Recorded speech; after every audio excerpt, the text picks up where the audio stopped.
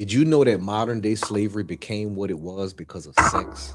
Two laws that the United States adopted early on would form the foundation that 400 years of slavery was built on. The laws of anti-miscegenation and the status of the child laws gave way to centuries of justified abuse. See, in the 1600s, before modern day slavery took shape, men outnumbered women 7-1. This gave women power of choice during that time.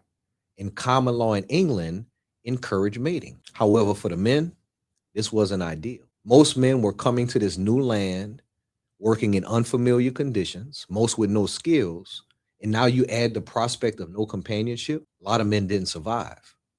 For the ones that did, they had to compete for the available women. Before slavery, there was no concept of black and white. You were known and treated by your class.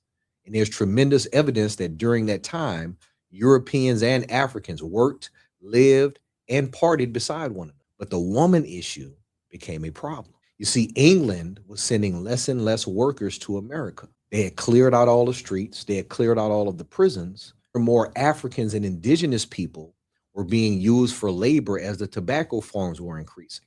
In the 1660s, according to records in Virginia and Maryland, 25% of all European mothers had mixed race children. That means that of the small women that were available, 25% of them were having children with African men. If that continued, African and mixed race children would eventually overpower and overpopulate European settlers. Those circumstances are what prompted the first anti-miscegenation laws that outlawed race mixing and essentially forbid white women from associating with or being in relationships with black men. The laws became almost like a scarlet letter.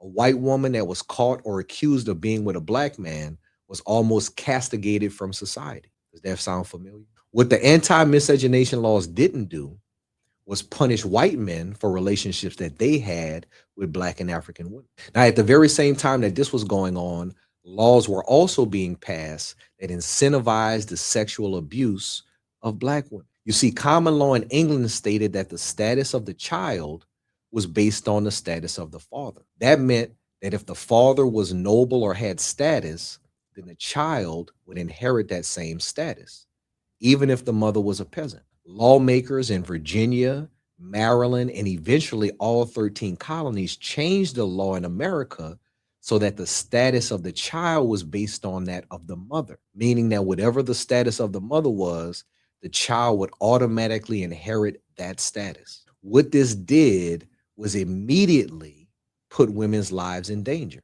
Most slave women were darker skinned or African women, and it made them immediately susceptible to sexual abuse. Because no matter how the child was conceived, it meant more money and more assets for the slave owners. And so slave owners could sexually abuse all of their female slaves, and the law stated that the offspring was automatically born a slave. This change in law put black women's life in danger for over 300 years. Slave owners could exercise any depraved sexual fantasy that they wanted, and the result, no matter how sick it was, meant more money in their pockets. And so these two laws, the anti-race mixing law and the status of the child law, did two things. It put white women on a pedestal by outlawing them from sex with any other group and making black men the lowest acceptable mate. And secondly, it justified the abuse of black women. No matter what they did to them, they still made a profit. And so I can say with confidence that this entire system was built on sexual insecurity.